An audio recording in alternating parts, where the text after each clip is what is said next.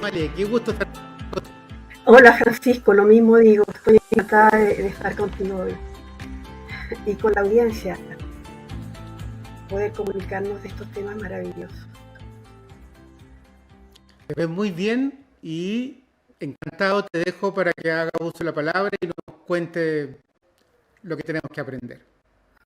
Muchas gracias.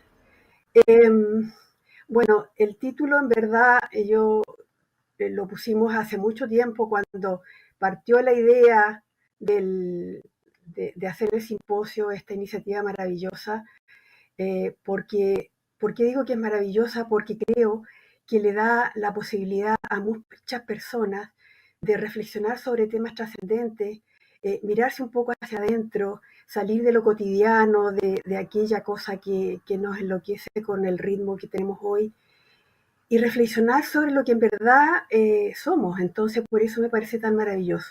Y tal vez el título, si lo hubiera puesto hoy día, lo habría cambiado ligeramente, pero en el fondo creo que está bien cuando lo pienso, porque finalmente lo que nos convoca es la TVP y es la relación con ello de lo que los quiero hablar hoy día desde el chamanismo. Y entonces, bueno, se preguntarán por qué este tema. Y principalmente porque la TVP es una metodología que en la búsqueda de las causas del conflicto humano, que es casi infinito en sus variedades, cruza a los territorios espirituales para trabajar con el alma. Y yo comulgo plenamente con esa integración, porque estoy convencida de que enfermamos y luego solo podemos sanar cuando integramos los 4 componentes que nos configuran como humanos. No somos solo un solo cuerpo, no solo somos mente, somos cuerpo, emoción, mente y alma, espíritu. Eso somos. Por lo tanto, entender que desde allí nos enfermamos y entender que esta técnica maravillosa que es la terapia de vidas pasadas nos da la oportunidad de, en esa integración, encontrar la sanación y las respuestas para nuestros problemas. Me parece muy hermoso. Bueno, por mi parte he sido toda mi vida una buscadora, como decía Francisco. He estudiado siempre, 40 años estudiando. Y fundamentalmente he sido una investigadora y una buscadora de la verdad, para entender, porque este mundo en el cual nací, al igual que todos los que estamos aquí, es mayoritariamente de problemas, ¿verdad? Entonces, por eso que, bueno, toda la gama del conocimiento humano lo he querido investigar desde las ciencias duras, neurociencias, biología, de la percepción, y hasta que llegué al chamanismo. Y allí encontré tantas respuestas, mi alma vibró, porque empezó a acordarse, empezó a recordar.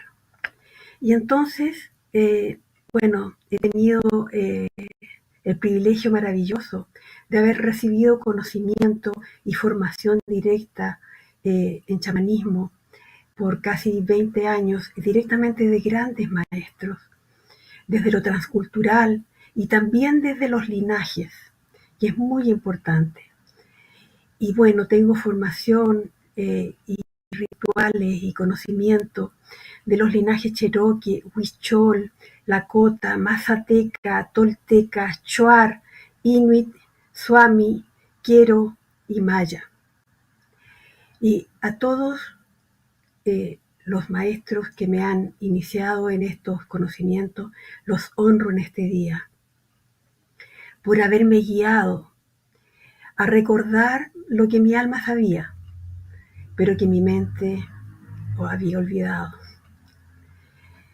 Y bueno, con esa base, hoy me atrevo a decir que el chamanismo es la cosmovisión que más ha preservado las verdades y los principios espirituales más sagrados.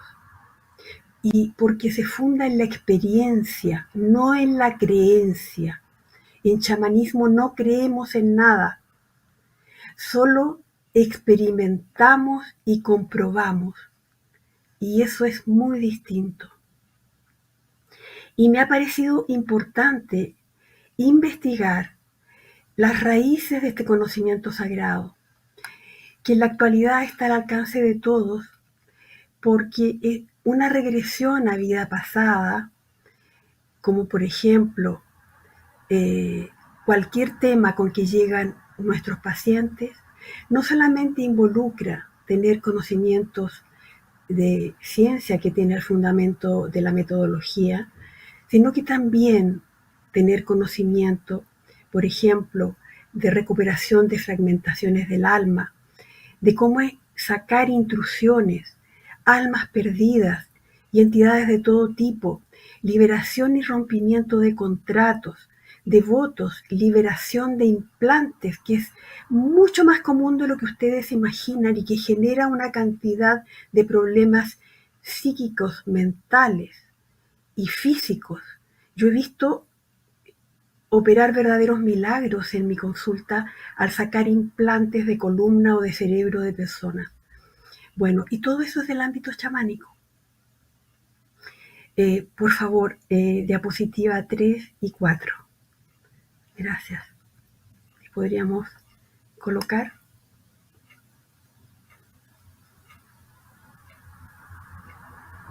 Y entonces el tema de hoy lo he subtitulado la civilización madre, el mito de la civilización madre. 4, por favor. Gracias. Y entonces, ¿qué es el chamanismo? Se le puede definir como un conjunto de conocimientos basados en la armonía con la tierra, de la que tanto habla hoy día todo el medio ambiente. El respeto a los poderes de la naturaleza, respetar la naturaleza, integrarse con ella, y la comunión directa con la divinidad a través de prácticas específicas y muy ocasionalmente con sustancias que amplifican la conciencia, porque erróneamente se piensa que chamán es alguien que está consumiendo ayahuasca o que está todo el día en otra parte. No, no es así. Eso no es verdad.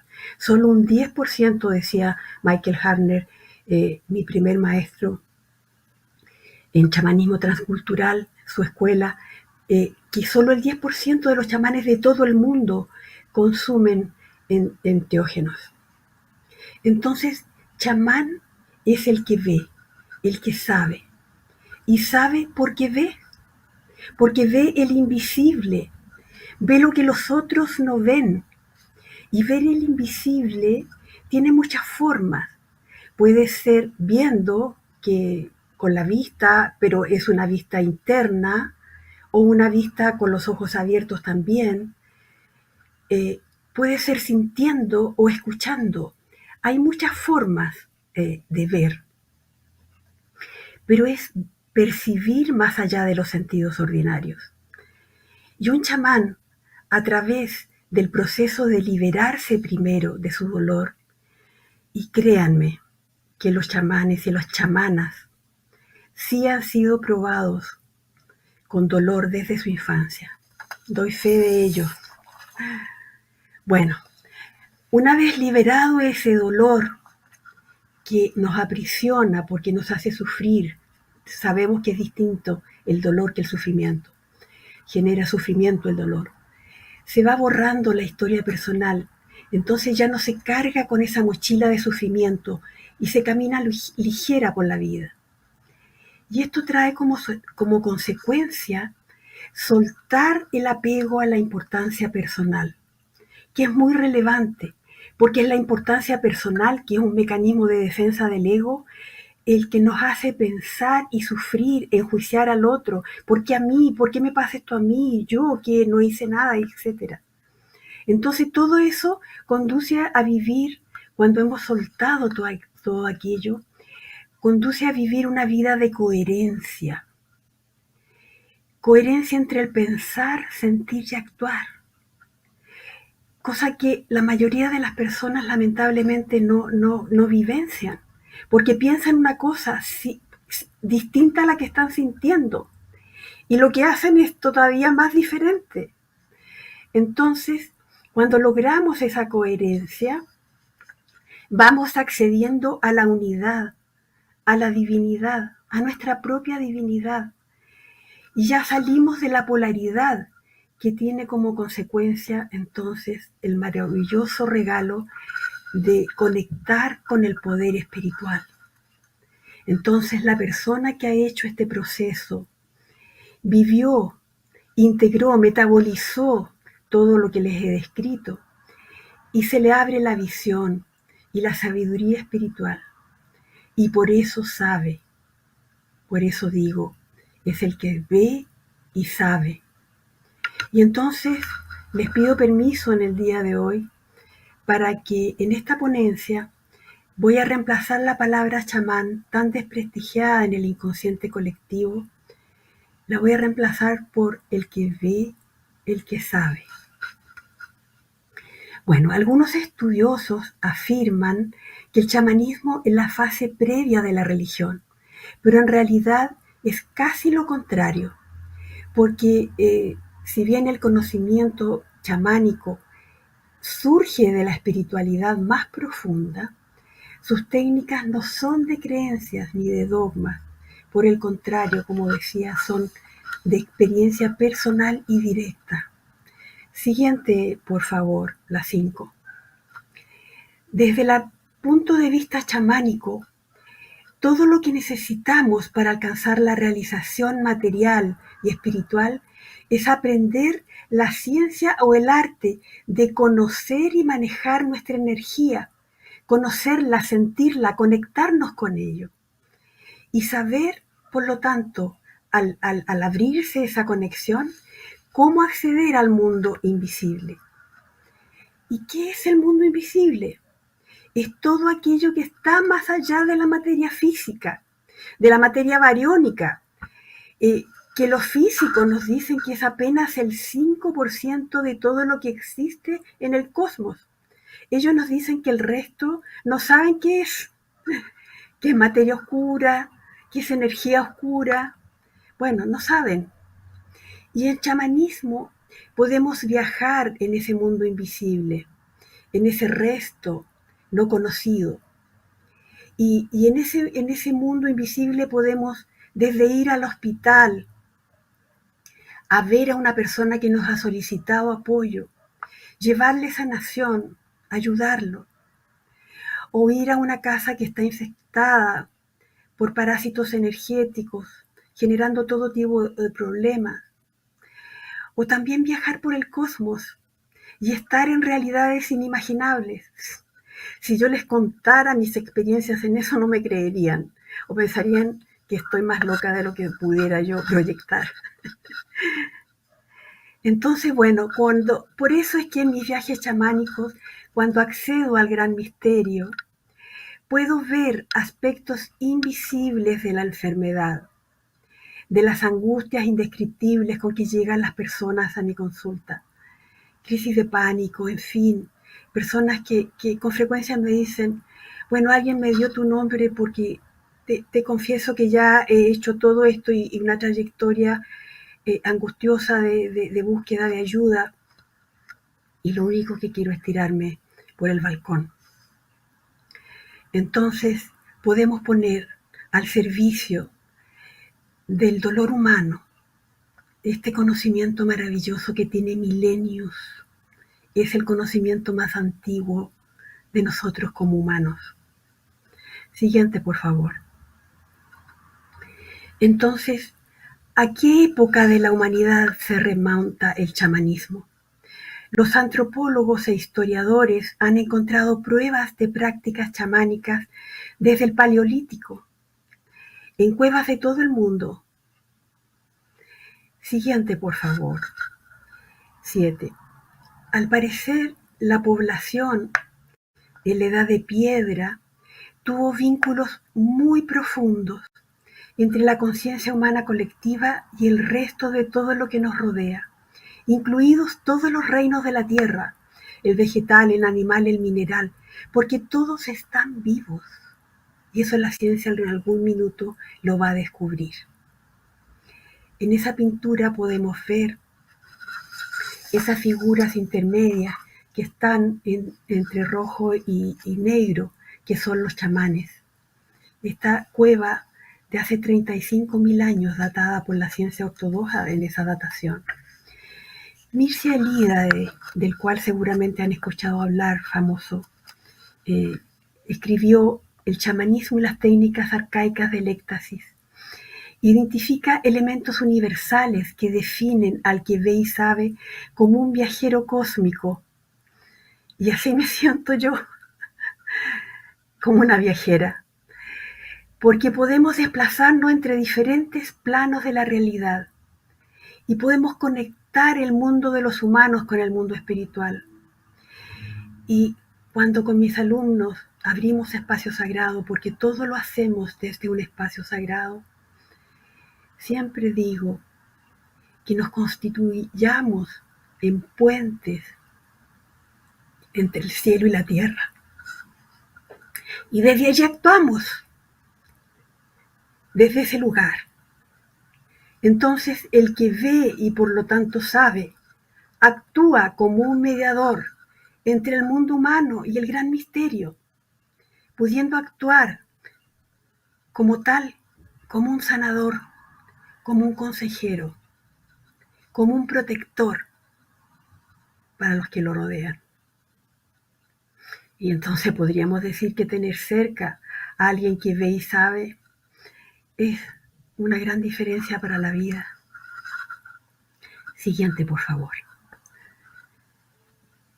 Lo que quisiera compartir hoy con ustedes son los orígenes remotos de este conocimiento, pero deberé hacerlo desde una rotulación mítica, como un mito, porque la ciencia aún no ha establecido algunos puentes con el pasado de la humanidad, y hay muchos eslabones perdidos en la historia humana.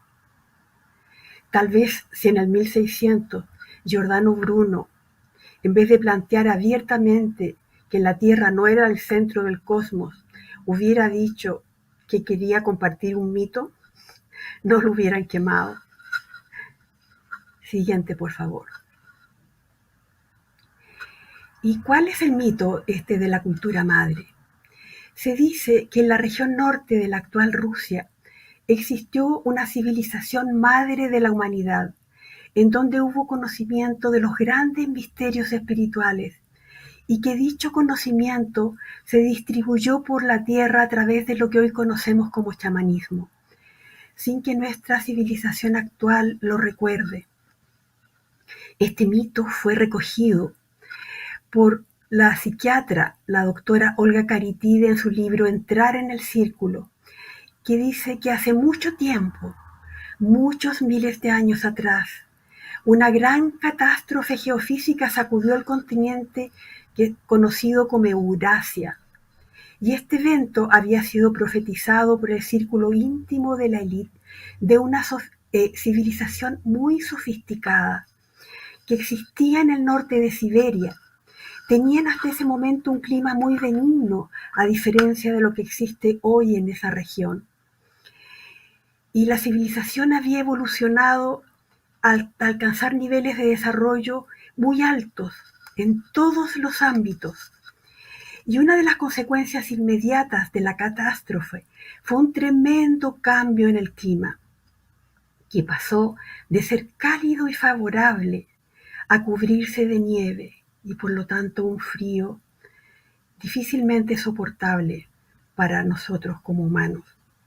Recordemos que hace 110.000 años atrás se dio comienzo a la última era de frío que vivió el planeta, la glaciación de Grum, de hace 110.000 años, que duró hasta el 10.000 antes de Cristo aproximadamente.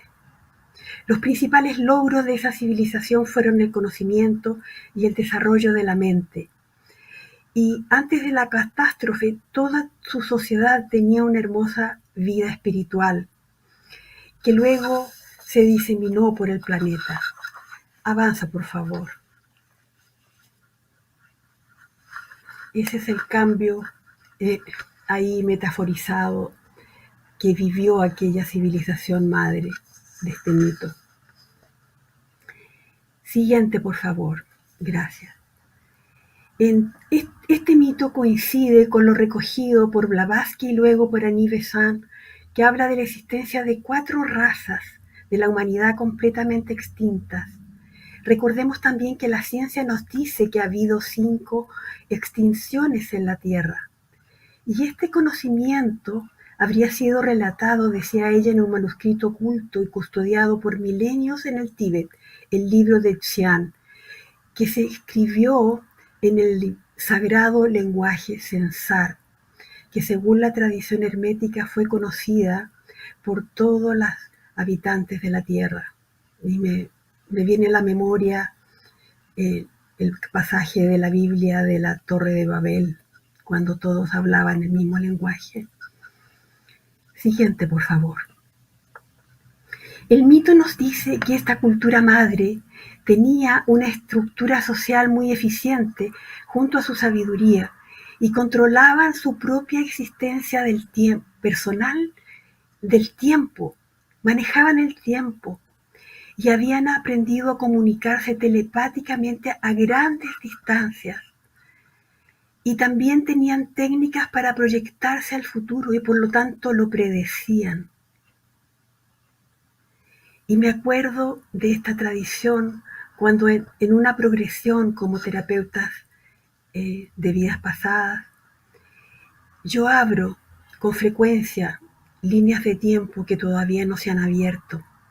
Lo hago con permiso de los señores del tiempo. Y puedo ayudar a mis pacientes muchas veces, y tengo experiencias maravillosas en eso, adelantarme a cirugías muy complejas, con malos pronósticos, y tener resultados maravillosos.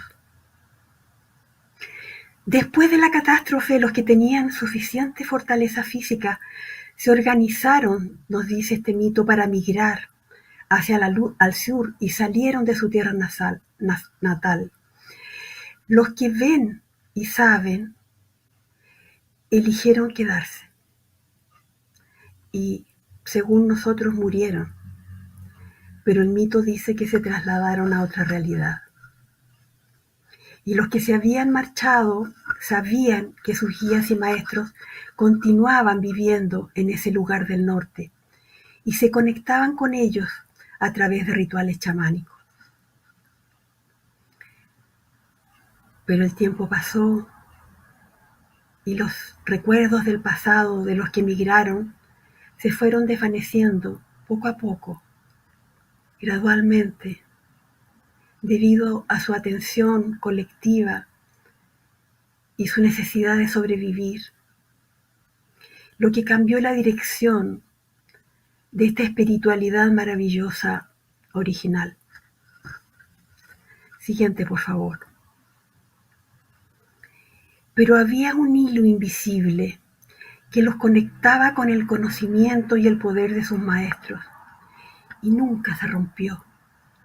Y este conocimiento ha sido preservado por la tradición chamánica, aun cuando para la mayoría se conserva principalmente solo como mitos. ¿Y qué datos podríamos enlazar desde la ciencia actual que sean coincidentes y que nos permitan construir alguna base para enlazar estas posibles migraciones con las migraciones constatadas por la ciencia, con los relatados por este mito?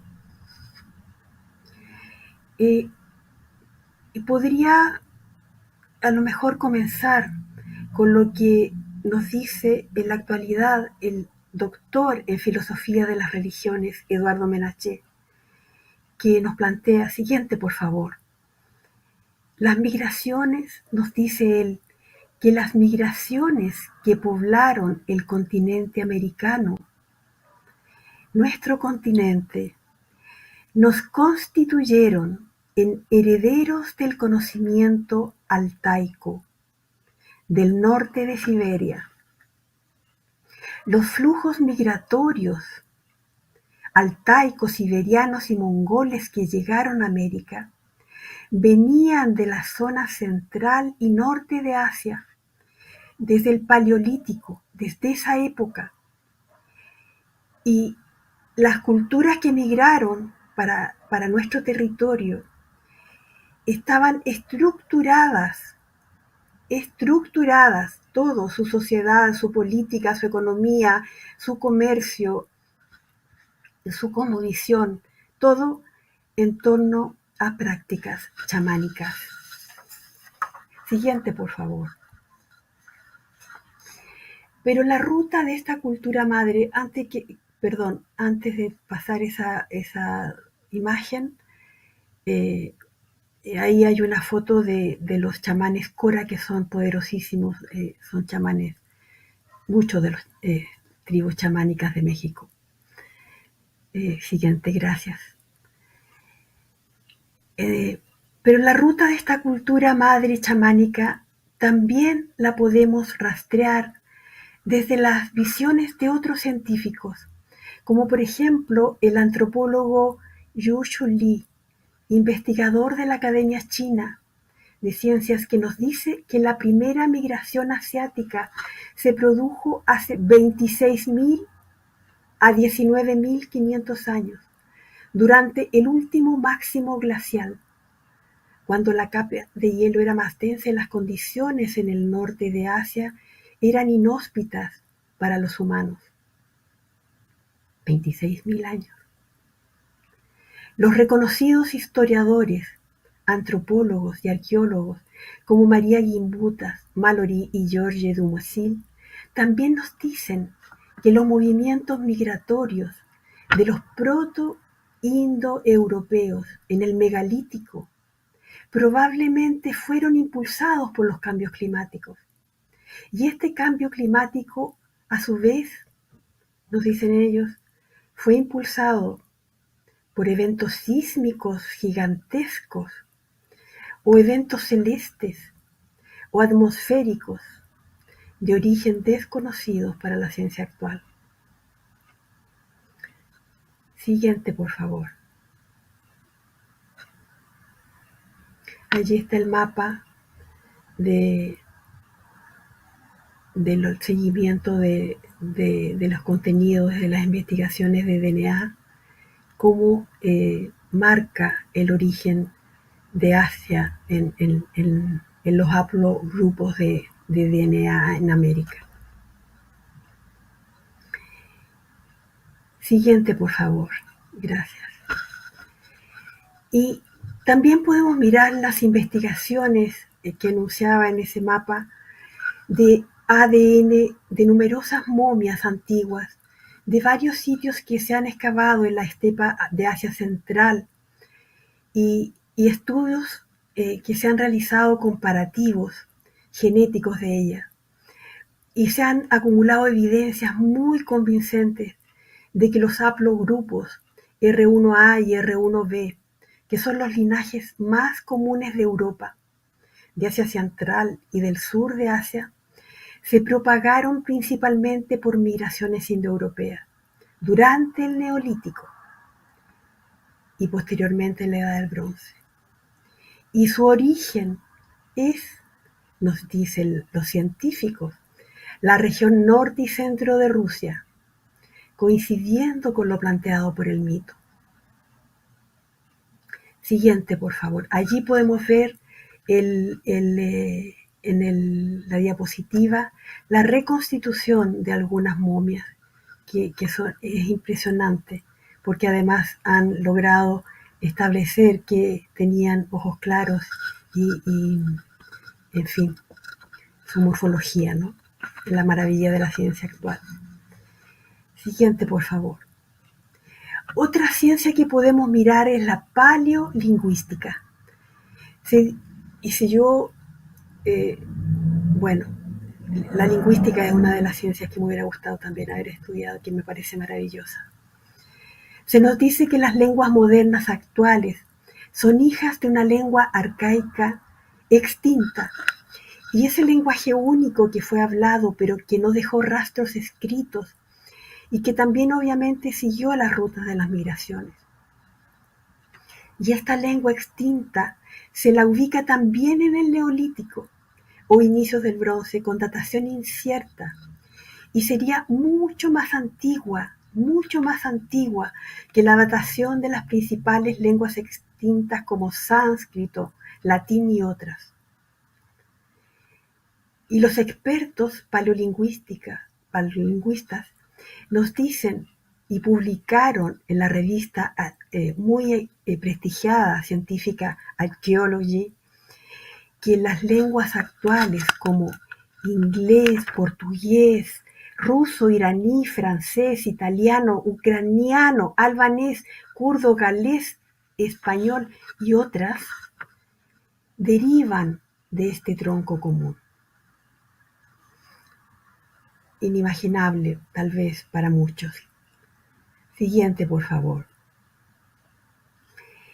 Y también la arqueología y la paleoclimatología nos aportan rastros muy interesantes, porque nos dicen que hay evidencias arqueológicas de que hubo en un momento en la Tierra cambios climáticos muy drásticos, violentos, similares a los relatados por el mito, que crearon estragos en civilizaciones, como por ejemplo las sumerias y las del Valle del Indo.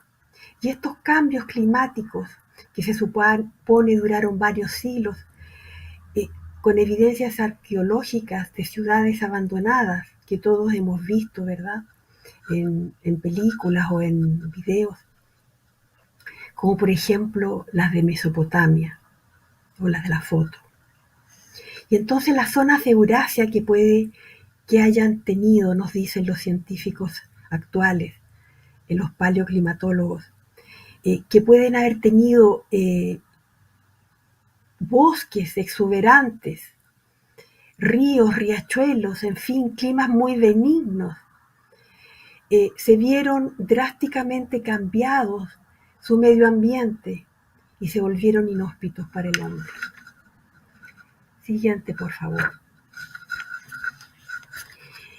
Y la mitología comparada junto a la arqueología y a la lingüística han encontrado trazas y vestigios de una cultura muy arcaica que habitó la Europa neolítica, con características de haber sido una cultura que definen ellos como pacífica, matrilineal, con una cosmovisión centrada en la diosa, concebida como la gran madre, como la naturaleza y el cosmos, que son la base ontológica del chamanismo, que podríamos aventurar provenía de esa cultura madre. La antropóloga y arqueóloga María Gimbutas analizó casi 30.000 figurillas en miniatura, esculturas en arcilla, en mármol, en hueso, en cobre, en oro. Excavó en más de 3.000 sitios esta prolífica arqueóloga y antropóloga en el sureste de Europa, y la llevó a concluir en su trabajo tan prolífico que las figuras sagradas que ella encontró tenían un concepto básico de unidad. No estaba la división de la polaridad de bueno y malo, como las concepciones religiosas posteriores. También hay evidencias de su concepción simbólica, de su concepción cósmica y universal de la vida, de la unidad y de todo. Las otras dos ramas del conocimiento que también avanza, por favor. Allí están algunas de las figuras de este paleolítico centrado en la matrilinealidad y en la visión cosmogónica de la unidad, que son maravillosas. Pensemos la antigüedad de este arte paleo y neolítico. Y también la filosofía y la psicología de las religiones, que rastrean la conexión de las divinidades de los distintos pueblos. Nos dicen, y yo preparando esta ponencia, llegué a elaborar unos cuadros enormes, que por supuesto no los voy a poner porque esta ponencia nos podría llevar 2 o 3 horas, de cómo las divinidades griegas, romanas, egipcias, mesopotámicas, en fin, tenían bases comunes y fueron adquiriendo distintos nombres. Voy a mencionar solamente que la diosa principal de la región de Altai, Umay, y otras deidades como Kali en India y la diosa Tara budista tienen similitudes sorprendentes. Y entonces, ¿cómo se dispersó esta cultura madre? ¿Cómo se diseminó por la tierra?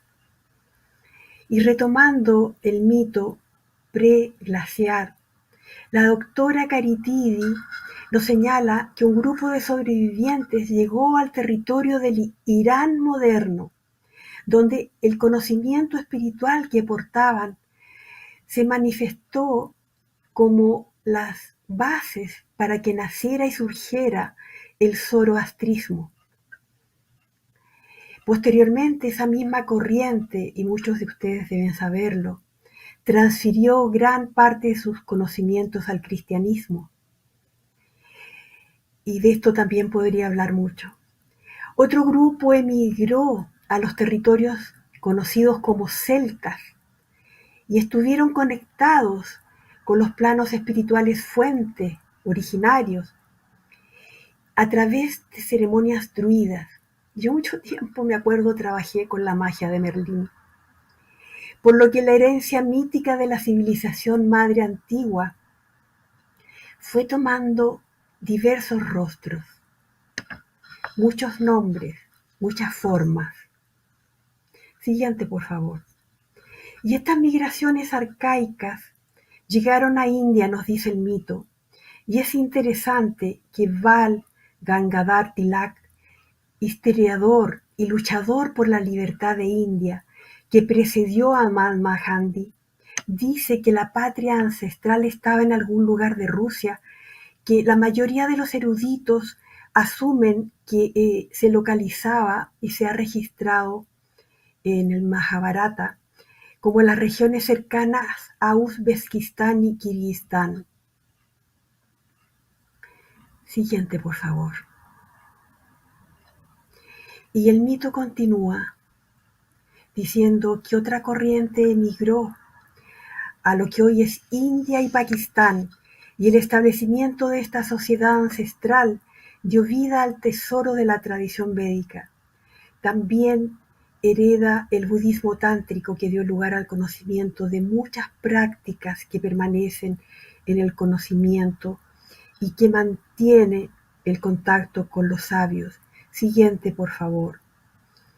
Que los sabios que permanecieron en esos territorios míticos, cuando ocurrieron los cambios en sus territorios, y que no murieron, y porque habitan desde entonces, se dice, en la mítica ciudad de Chambala. Y sabemos que las tradiciones cristianas son copias de muchas de las que tuvieron antes los griegos, los judíos, quienes a su vez las tomaron de los egipcios, de los caldeos, de los zoroastrianos. Y si rastreamos estos ritos hasta su origen, llegaremos a las mismas fuentes de donde bebieron los antepasados de los toltecas, los incas, los quieros, los araucanos, los selknam de nuestra América. Siguiente, por favor. También la paleoantropología tuvo mucho material de estudio con el hallazgo de la cueva en Denisova, uno de los sitios arqueológicos más conocidos de Altai, donde se encontraron rastros de vida humana que fue documentada en un periodo de entre 125.000 a 180.000 años atrás. 180.000 años atrás. Claramente preglaciar. No solo estaban los cuerpos de los humanos que la habitaron, sino también elementos rituales muy elaborados. ¿Serán rastros de esta civilización perdida? Siguiente, por favor. Y otra pregunta, ¿cuál es la visión cosmológica de esta civilización chamánica madre? Un aspecto importante fue su visión de la gran unidad, y otra era su conexión con la rueda del tiempo. La mayoría de los aspectos sagrados de sus rituales eran las puertas ceremoniales que se abrían en las raíces del tiempo. Y esto es muy difícil de comprender y requeriría muy largas explicaciones. Bueno, a través de las cuales los iniciados podían llegar a las ciudades espirituales de Chambala o Velovodía. Velovodía, dicen los altaicos a Chambala. Y conectarse con los misterios de la inmortalidad. Es sorprendente la similitud de esto con la tradición servanit de la antigua Persia, donde la capacidad de comprender y manipular el tiempo era la esencia de su práctica espiritual. Siguiente, por favor. Y es congruente también con la sabiduría del chamanismo que pasó a América y que se practicó entre los pueblos originarios, entre los cuales están los toltecas, hombres y mujeres de conocimiento, los que ven y por lo tanto saben, que nos dicen que el tiempo es como un túnel de longitud y anchura infinitos, con surcos reflectantes. Cada uno de los surcos es infinito y hay un número infinito de ellos.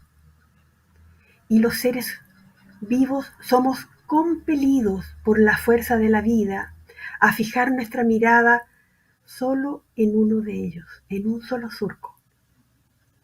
Y mirar solo un surco implica ser atrapado por él y vivir en la inconsciencia de estarlo toda la vida, durante toda la vida. Nos dice el chamanismo tolteca, aquellos que ven y saben, pueden con profunda disciplina, que la disciplina es uno de los atributos de una persona que ve y sabe. Con profunda disciplina, con su atención inquebrantable en la rueda del tiempo, hacerla girar, y puede mirar al interior de ella o de cualquier otro surco y puede extraer lo que necesita de allí, lo que necesite, mirando en las dos direcciones, viendo al tiempo cómo se acerca y cómo se aleja. También están los mismos fascinantes conceptos de los portales del tiempo como puertas de acceso a Chambala en el sufismo. Y en el sufismo, en la tradición sufi, se le llama a Chambala Urkalaya. De todo lo anterior, de todo esto, podríamos tal vez concluir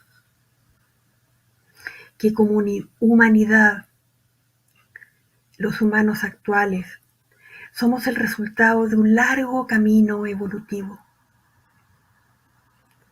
Y en este punto me acuerdo de un hermoso fragmento del Popol Vuh, el texto sagrado maya,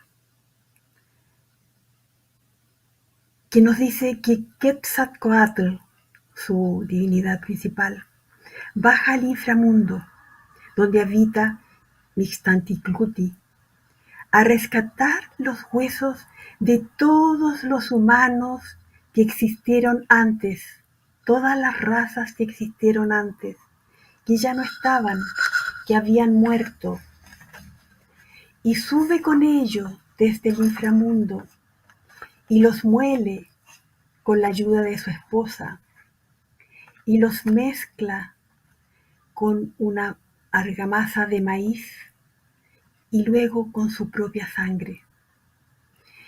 Y esto, desde la tradición tolteca, nos muestra que los humanos somos mezcla de maíz, que es la tierra, somos la tierra, y también somos la sangre de la divinidad, somos divinos. Siguiente, por favor. Nuestra civilización globalizada, en su camino evolutivo, ha sacrificado muchas cosas. Y algo muy importante que hemos sacrificado, es la percepción. Desde muy temprano a los niños se les dice, cuando tienen miedo, terrores nocturnos, dicen, veo algo allí o hay algo debajo de mi cama. No, si no hay nada, prende la luz, ¿ves que no hay nada? Todos hemos sido sometidos a eso, ¿verdad? Bueno, esto nos permitió, tuvo su lado bueno, un gran desarrollo tecnológico, científico, y damos gracias por ello, pero nos limitó simultáneamente, paradójicamente. Yo les hablo mucho a mis alumnos de la administración de la paradoja, que es una ciencia. Entonces, paradójicamente nos limitó en la continuidad de la relación con el invisible, con el mundo espiritual y con el gran misterio. Y esta limitación de la percepción ha contribuido también a olvidarnos de la realidad espiritual de la que venimos, a cuyo mundo ocasionalmente accedemos al estar en estado alfa o teta, al someternos a una terapia regresiva. Y muchos tal vez de ustedes conocerán de Juan Matus, el gran hombre que veía y sabía en la tradición tolteca, que planteaba que los seres humanos somos perceptores, pero el mundo que percibimos es una ilusión creada por la descripción de nuestro lenguaje, que nos contaron desde el mismo momento en que nacimos, comienza esta domesticación en el lenguaje. El mundo que nuestra razón quiere sostener es en esencia un mundo creado por una descripción, que tiene reglas dogmáticas inviolables, reglas que nuestra razón aprende a aceptar y luego defiende. Estamos sumergidos en un paradigma dogmático, aunque no nos demos cuenta. Y los relatos que habitan en nuestra mente, en nuestra razón, hace que los seres humanos olvidemos que la descripción del mundo es tan solo una descripción. Y antes de que nos demos cuenta, hemos sido tan atrapados en la totalidad de un círculo vicioso del cual raramente podemos salir durante la vida. Y se nos dice desde el chamanismo que en el momento de morir sí se nos despliega la verdad por unos pequeños instantes, la totalidad de la verdad. Hay un neurocientífico al que yo admiro mucho y del cual tal vez hayan escuchado hablar. Estuvo en un congreso futuro aquí en Chile, me parece que hace un par de años. Anil Seth es un gran neurocientífico contemporáneo que coincide con lo que plantea este gran Juan Matus, que ve y sabe, porque nos dice Anil Seth, que todo lo que vemos, atención, todo lo que vemos son construcciones generadas por nuestro cerebro. Y yo recuerdo haber estado en el laboratorio de neurociencias haciendo comprobaciones de muchas cosas de estas. No son reflejo de lo que en verdad es. Lo que vemos no es reflejo de lo que en verdad es. No es. Anil Seth nos dice, son alucinaciones controladas para ayudarnos a sobrevivir.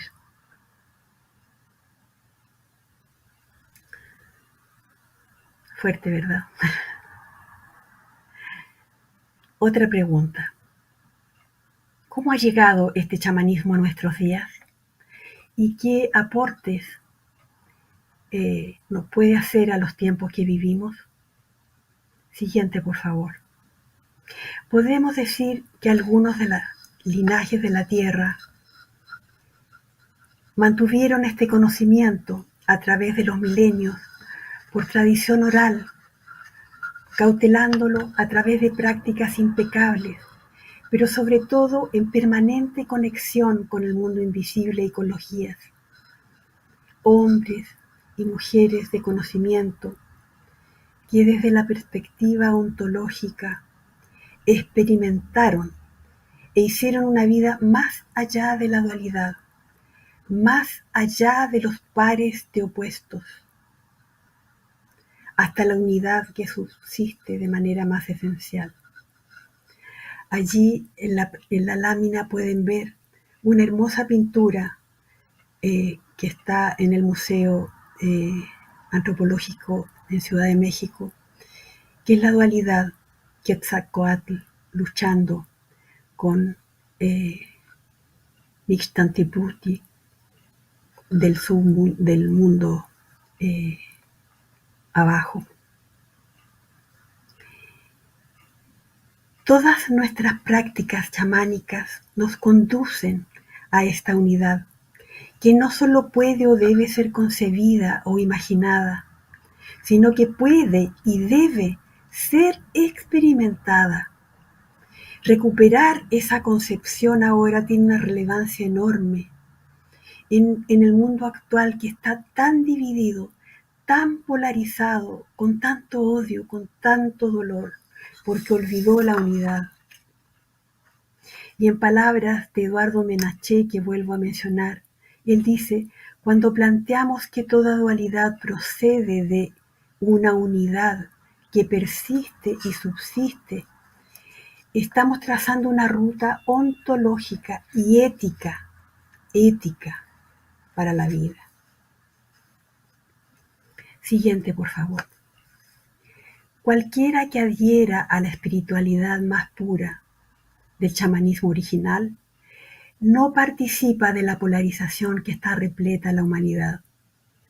Los mitos, rituales chamánicos están estructurados de tal modo que abren las puertas de la experiencia última de la unidad, como dice Jung, la experiencia del sí mismo, del arquetipo de arquetipos que está dentro nuestro. Es esa chispa divina que todos tenemos, a la que Vivi hacía mención en el día de ayer, que decía, nos llama, la chispa nos llama, es verdad. Y los mitos que funcionan son aquellos que nos conducen a ser unos con el cosmos, a entender nuestra propia divinidad y a experimentar nuestra capacidad de comunicación con el mundo invisible. Esto va a constituir esta tradición chamánica que todavía está presente en América y es la que me abre a los grandes misterios, como por ejemplo, puedo ir con mi cuerpo energético, al que hacía mención en las primeras ponencias de la mañana de ayer la doctora. Puedo ir con mi cuerpo energético a un lugar distante, a llevar sanación o a liberar de dispositivos a una persona, a ayudarlos, ayudar a tanto dolor y a tantas personas atormentadas. Siguiente, por favor. La esencia chamánica original nos refiere a la experiencia mítica de la luminosidad que definió Rudolf Otto, aquello para lo cual no hay palabras y que subyace en lo profundo del corazón humano y que nos remite a la idea chamánica primitiva, trascendiendo los límites de la experiencia fenoménica y lo psíquico farandulero. En la experiencia chamánica no hay nada que divida lo externo y lo interno, son uno y lo mismo. No hay división. Y es por eso que en chamanismo yo me hago una con el árbol, me hago una con el fuego, con el agua. Y unida a esa corriente de energía viva, sanar algo o alguien. No es para imaginar, es para experimentar. Tal vez es el héroe de las 1000 caras de Campbell. Siguiente, por favor. Y esos seres que habitan en el plano invisible nos dicen que siempre ha habido personas dentro de cada una de las diferentes tradiciones que estuvieron en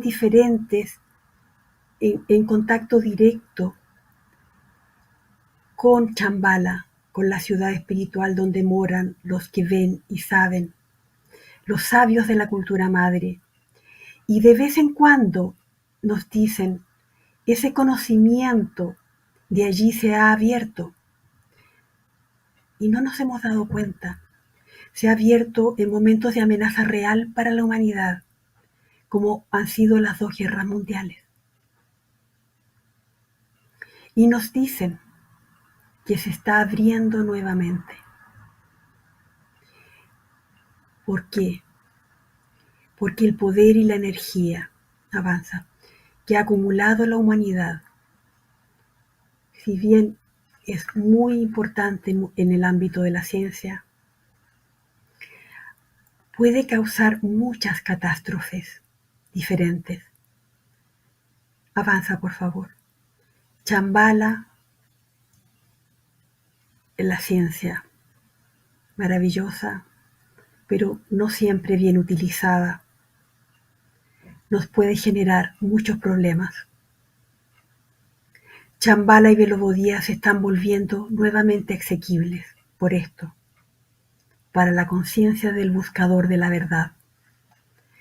Siguiente, por favor. Los maestros del invisible también nos dicen que la humanidad en su conjunto está terminando su etapa de crisálida. Todavía no nos damos cuenta de esto. Al igual que la oruga no se da cuenta que el cuerpo de la mariposa se está formando dentro, ni se da cuenta de sus alas futuras. Y las alas tampoco no comprenden qué son hasta que se produce el primer vuelo de la mariposa. Y nos dicen que hay líneas de tiempo que se acercan. Y la integración final de todas las distintas corrientes humanas tendrá lugar pronto, porque no somos la única. Siguiente, por favor. Y nos dicen que es como una flor, que ahora está lista para abrirse por completo, para ser vista y entendida. Sucederá pronto, nos dicen los maestros del invisible. Podemos responder a ella como queramos. Podemos seguir sumergidos en las redes de esta realidad, que son como telas de araña, o dejar de luchar contra la verdad de que cada uno de nosotros es una porción divina, como nos han dicho todos los exponentes que me han precedido. Entendiendo nuestro poder de creación y la responsabilidad y consecuencias que derivan de que seamos creadores, no nos damos cuenta que estamos creando con nuestra mente, con nuestras emociones, no solo con los actos. Lo que pensamos, lo que sentimos, también crea porque somos creadores. Y la realidad de este planeta ha ido formando el cuerpo sólido de un nuevo organismo, nos dicen los que ven y saben. Y está llegando el momento de que aflore como esa bella flor que estamos viendo. Nos dicen que vamos a sufrir tremendos cambios personales y globales. Nos va a aparecer tal vez como el fin del mundo. Y en muchos sentidos va a ser así, nos dicen. Ya que la mayor parte del viejo mundo será reemplazado por una nueva forma de existencia. Pronto cruzaremos fronteras y compartiremos con naturalezas humanas que se han desarrollado en otras estructuras de realidad. En el pasado esto también sucedió y las personas se protegieron de esos contactos y los trataron como mitos. Pero lo mítico es mucho más real de lo que nuestras suposiciones puedan creer. Y el siguiente paso, yo creo que ya lo estamos dando. Y muchos de los de aquí presentes, yo sé y siento que es así. Y por eso están aquí. Si no, estarían en otra cosa. Y el siguiente paso es conectar con otra personalidad que crea la realidad personal de cada uno de nosotros. Es la personalidad del corazón, la genuinamente humana. Se nos dice que para reconocernos e integrarnos como humanos con otros, necesitamos entrar plenamente en esa personalidad, la del corazón. El ego ya no es un ayudante, ya cumplió su rol de sobrevivencia. Lo cumplió bien, pero ya no más. Comenzará algo nuevo. Los que ven y saben nos dicen desde el invisible, se han dado señales, atención, ya se han dado señales y pasaron inadvertidas. Y ellos nos dicen que una señal importante fue, nos dijeron, algunas de las tumbas antiguas abiertas en Altai, en Siberia, eran en realidad tumbas que pertenecían a otras dimensiones, a otras corrientes evolutivas. Siguiente, por favor. Y los mayorcitos que me escuchan, tal vez recuerdan que en el año 1993, la arqueóloga Natalia Polomask, investigadora principal del Instituto Ruso de Arqueología y Etnografía de Novosibirsk, y su equipo de investigadores encontraron los restos de esta mujer. Estaban intactos, momificados, y la bautizaron como la princesa de Ukoks, una mujer que vivió en las estepas euroasiáticas. Y los antropólogos la dataron en el siglo V a.C., pero en realidad es mucho más antigua. Y esta tumba se encontró en lo que hoy es la República de Altai, cercana a China. Y los maestros del invisible nos dicen que se planeó desde otra realidad que una tumba descubierta en Altai se abriera solo cuando la transformación que va a venir estuviera próxima a suceder, estuviera casi lista para ser visible a gran escala. Y ya se abrió. Significa que los cambios se han acelerado. Queda poco tiempo. Para adecuarnos a los cambios que se avecinan, debemos acelerar nuestro progreso individual, cada uno de nosotros, y colaborar con eso. Es el propósito último de esta ponencia. Debemos salir del sueño. seguir el camino correcto, retomar, volviendo a las verdades sagradas puras.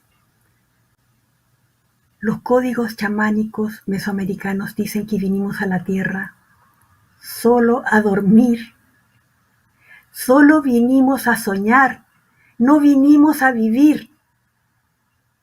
Y Platón, como recordarán, hablaba que hay que salir de la caverna para ir más allá de la forma.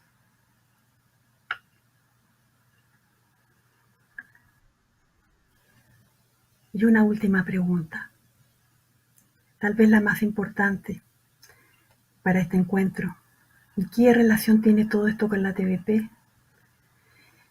Y bueno, en mi humilde opinión y desde mi perspectiva personal, cuando sumo mi conocimiento chamánico a la metodología de TVP, que es lo que hago en consulta, puedo ir más allá, más profundo. Voy a los territorios a los que realmente pertenecemos todos y en donde está la matriz de la cual surge esta realidad, la matriz de donde surge todo. Y si tenemos algo más de cultura chamánica, o dicho de otro modo, de cultura espiritual, podremos ayudar a las personas que acuden a nosotros con mayor convicción y con mayor poder. Y por lo tanto, nuestra ayuda será más efectiva. En mi experiencia, realizar una desposesión o una recuperación de alma desde el conocimiento chamánico es poderosa y completamente diferente a realizarla sin dicha conexión. Y como epílogo de esta ponencia diré el mensaje más trascendente de los que ven y saben, que habitan en el invisible y que espero escuchen desde el corazón. Nos dicen que la primera regla para el progreso individual es que cada decisión que tomemos en nuestra vida, desde las más importantes hasta las menores decisiones de la vida, por favor, la última diapositiva, gracias, debemos contrastarlos con la conciencia, preguntándonos si lo que haremos, diremos o pensaremos tienen los 5 atributos sagrados necesarios. Y estos son verdad, belleza, salud, felicidad y luz. También nos dicen que un segundo elemento es la transformación de ser humano a un hacer humano.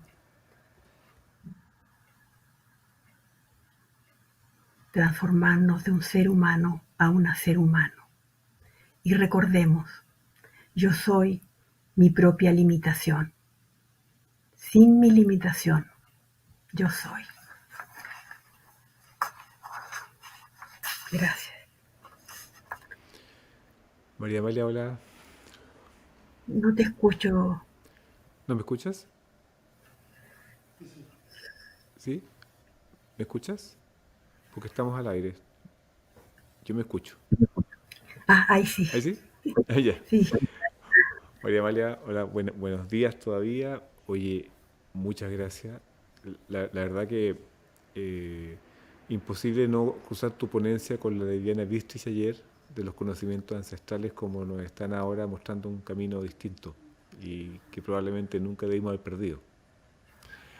En honor al tiempo, estamos un poquito pasados de la hora, te voy a leer un comentario que mandaron y van a quedar un par de preguntas, si bien una de las respondiste, cómo enlazábamos la TDP con esto. Y las preguntas que queden pendientes van a pasar a la mesa redonda. El comentario que hace Catalina dice: estoy absolutamente sensibilizada con esta ponencia. Tuve una visión hace poco donde me decían que mis orígenes eran o que provenían de los indios siberianos. Nunca había escuchado sobre ellos, ni cómo, ni en qué época habían vivido en este planeta. Escuchar a la doctora María Amalia ha sido absolutamente maravilloso y revelador para mí, poder conocer todo en esta cosmovisión. He llorado de emoción. Gracias, gracias, gracias. Nos sumamos, María Amalia, al agradecimiento. Te tengo que Gracias. despedir ahora, pero te vamos a tener de nuevo en la mesa redonda y en lo personal quiero nuevamente agradecer por tu generosidad, porque segunda vez que nos acompaña en el simposio y la verdad que siempre dispuesta y nos has entregado un conocimiento que son años y años de estudio, de meditación y de interiorizar todo esto. Así que te dejamos ahora y nos vemos en la mesa redonda, María Amalea. Un abrazo muy grande. Muchas gracias. Un abrazo para ti. Gracias. Gracias a todos.